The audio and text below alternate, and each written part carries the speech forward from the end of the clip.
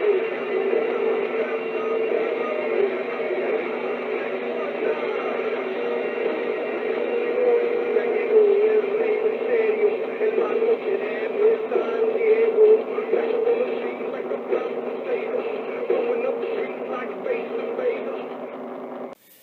there, YouTube. This is Vargas in the Vargas Vault with a quick review, wrestling review. I've done not very much. I do wish I could get more wrestling reviews in the channel, and I am going to work on that. I promise. But after a month of absence, if you've seen the two videos I posted, I went to see the Crash event for the month of February. And usually what I do is that I go to the event, record a couple of matches, and then I post the video. This time I wanted to go particularly to see two matches, which are the two matches that I recorded. Unfortunately, because I did that, my mind was set on only recording two matches. I actually missed recording a match that actually turned out to be very, very cool. Actually, the arguably the best match of the night. So I decided to make a review of the live event that I just went to. I tried this before with, I think it might have been Survivor Series or SummerSlam, where I was going to make my predictions, and then after watching the event, I would share them with you. But yeah, this is going to be a review of the February event that we had here in TJ for the Crash. So let's see how this works out. Okay, so the first match. Usually what happens is that, like most wrestling events, they start with the mid-carders and the jobbers, and then they go to the main event with the big stars. Here in Mexico, what they usually do is that, at least the ones I've recently gone to, is that they start with the local talent. We have local wrestlers here in TJ, so I guess they're easier to get to work for the promotion, because I've seen them pop up in a lot of the promotions. And then you go up. Oh, by the way, I forgot to mention this. I'm wearing the mask of Pentagon Jr., who's now called Pentacero M. The name Pentagon is property of, I believe, AAA. So when he left the company, he decided to change his name to Pentacero Miedo. So this is the mask of Pentagon, Pentacero Miedo now. And his thing is that it's Zero Miedo. So the day of the event, I used the Rey Mysterio mask that my brother gave me. But for this review, I decided to use the Pentacero M. And I like the mask. I really, really like the mask. I like the symbol here, and the dragon, and the star, and the colors, and these things. I think it's a pretty cool mask. So for this video, I wanted to use it. So first match, the starter match. We had a match between Super Calo Jr., Rayo Star, and Cardenal Jr. versus Ultimo Maldito, Jonathan, and Buffalo Ayala. This was a starter match. It started kind of slow. And then it kind of built up at the end. But still, it's a starter match just to get things warmed up. Then a punishment match. Now, I didn't get to go to the event in January. I went to the one in December. But in the one in January was a very, very good event from what I've heard. The main event was La Rebelión Amarilla, or the Yellow Rebellion, against Pentacero M, Rey Fenix, and someone else. I think it was Masada, against Garza Jr., Bestia 666, and what's his face? Mr. 450.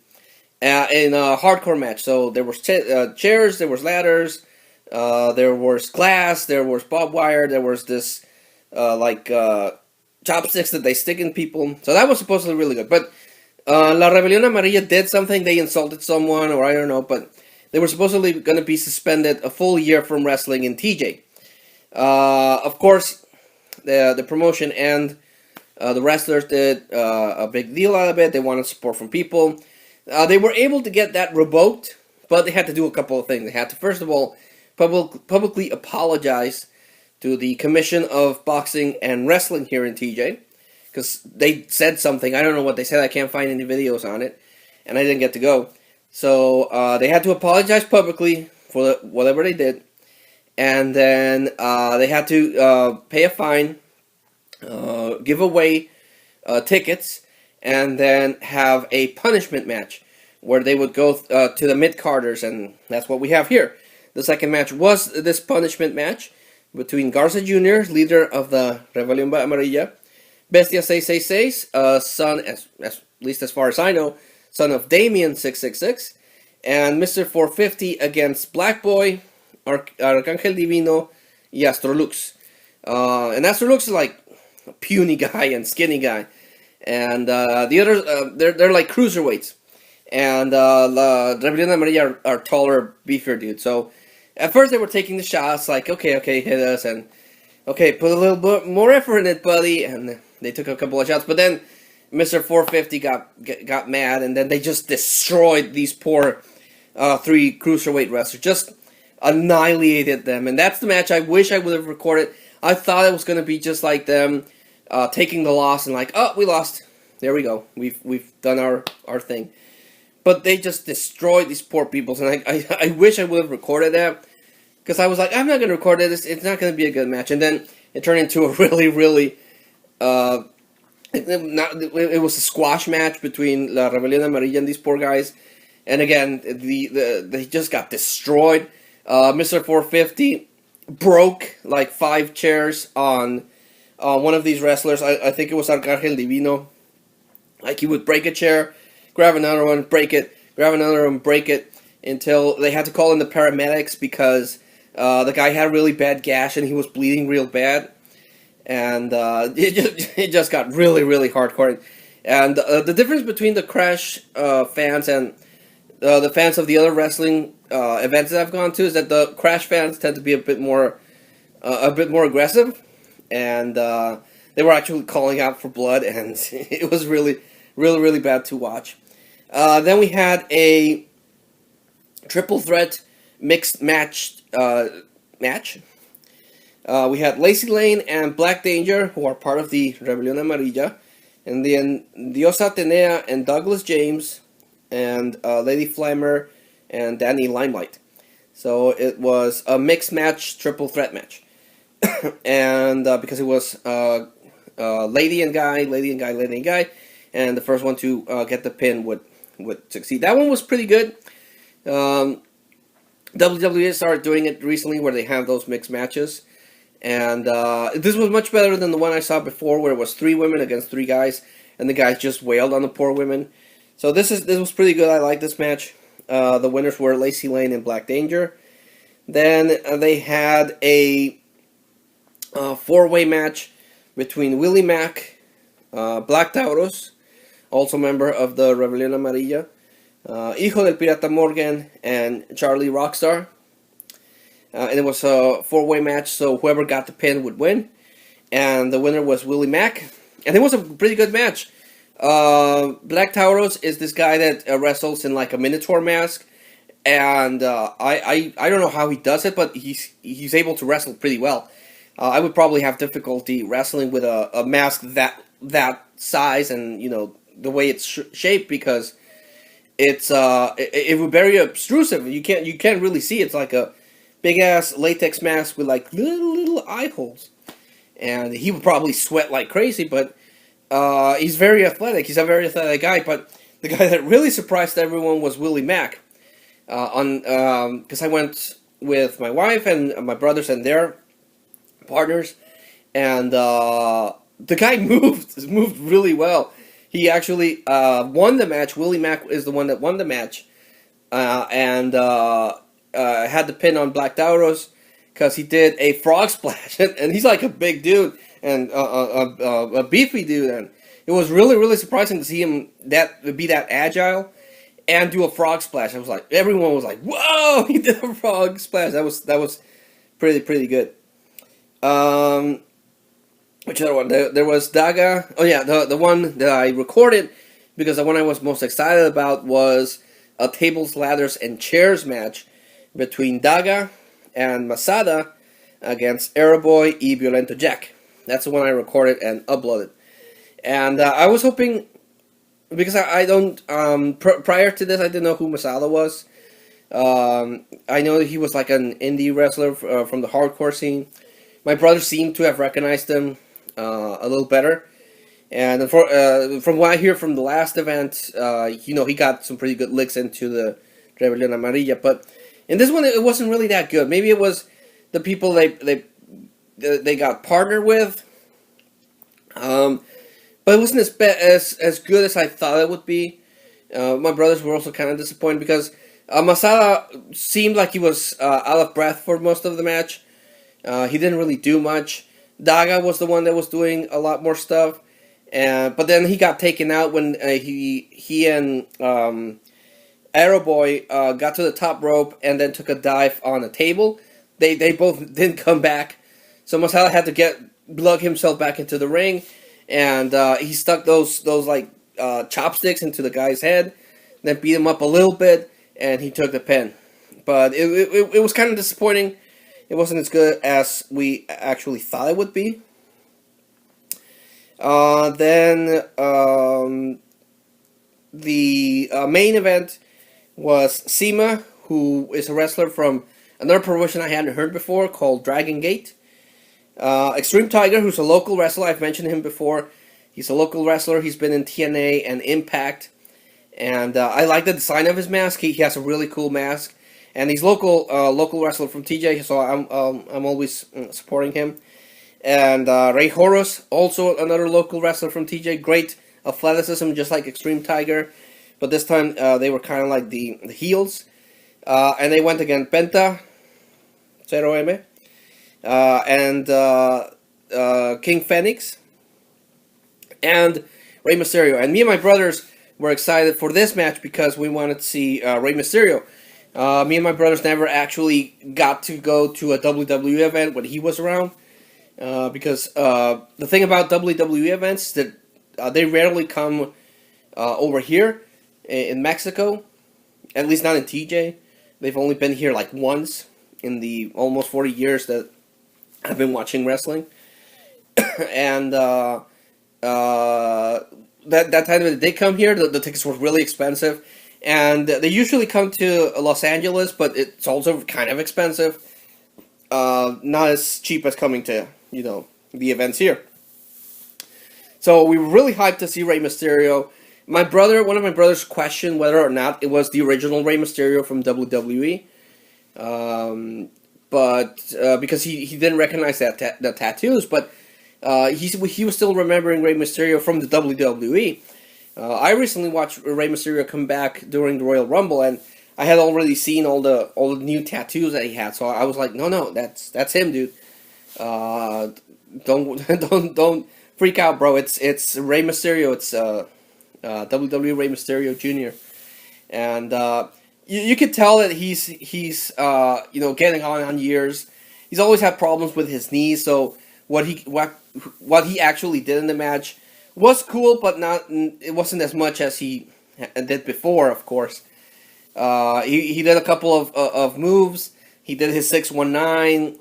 He did a couple of jumps, but the people that mostly gave the offensive was Penta 0M and King Phoenix. So they did more of the legwork. Actually, at the end, it was Penta 0M against Sima. They had a whole thing going, and actually, I was surprised, and so were my brothers, because they actually took the loss. We were expecting Rey Mysterio to win, but no, they took the loss. Sima pinned Penta 0M 1, 2, 3, and Extreme Tiger, Rey Horus, and Sima won the match. So that was it was cool to see Rey Mysterio. Kind of disappointed that he didn't do much, but again, I understand why he didn't do as much. He's getting on years, and his legs aren't as good as they used to be. But it was still pretty cool. I was super happy to be there and see Rey Mysterio because I've always wanted to see Rey Mysterio, and in a live event, and I got to see it, and it was awesome. So really super happy about the event. ups and downs, of course. Some matches were better than others. Also, a lot of, I don't know if they were botches or if they were on purpose. The first match, one of the guys, the guy that took the victory, got another guy on like a pile driver from the top rope, and the guy was out. The other two members had to basically carry him back because the guy maybe got like a stinger where a stinger is when you hurt your neck and you're kind of disconnected. So they rushed him really quick, but the paramedics were like really, really slow on helping the guy out. That's why the other two wrestlers had to carry him out. And then the guy that got the 5 chairs in his back, the doctors were not really fast enough. They kind of barely bandaged his head up, which was really, really, lacking. And then another one of the wrestlers, another one of the match, did a flip, but he miscalculated the flip and landed on the crowd, which is what you expect. Here in Mexico, you see that all the time. You see all the time people doing backflips and landing on the crowds. But this time, I think he overshot and actually landed on a lady, really badly on the lady, and on a kid. And that's something that both me and my wife don't agree with.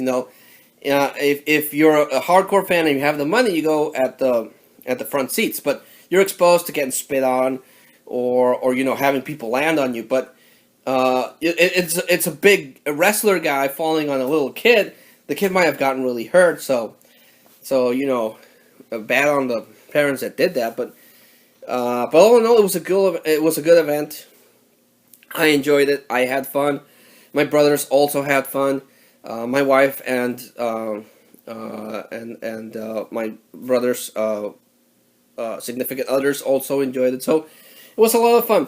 Comparing events that I've gone to, the Crash fills out the arena a lot more than the other events. I don't know why they're the same kind of wrestling, but I guess it's just the name of the Crash carries a little more weight. But yeah, the stadium was packed. It was like full. You couldn't fit any other people. And other events that I've gone to, other promotions, they don't get as filled. They do sell tickets, but it doesn't reach mass capacity as the Crash. So yeah, but lots of fun. They announced that they're going to do another match in March. It's going to be Damian Bestia 666 against Rey Mysterio. So he's coming back to TJ. Rey Mysterio is going to come back and it's going to be a title match. And they did also announce a death match between Daga and Violento Jack. Barbed wires or glass, I don't know what they're going to do. And maybe they're going to do a steel cage match between La Rebelión Amarilla, Garza Jr., Mr. 450, probably Black Taurus, against Penta, Rey Fenix, and Daga and Masada. So that should be good. I just have to get stuff together to see if I can pay the ticket and actually go to the event. Because I would like to go to that. And on March I have another one. Because Dr. Wagner is going to come back and he's going to face LA Park. So that should probably be good. So whichever one of the two events I get to go, I'll record a video and maybe do another review if this one does well. So yeah. So that was the review. They don't really have names, so I'm just calling it the review for the February 2018 visit of the Crash promotion to Mexico. Specifically to TJ, and it was really good, enjoyed it, and it was awesome to see Rey Mysterio for what little time he was there. So cool. Thanks so much for watching, guys, and until I see you all again, this was Vargas in the Vargas Vault, thanking you all again, and signing out.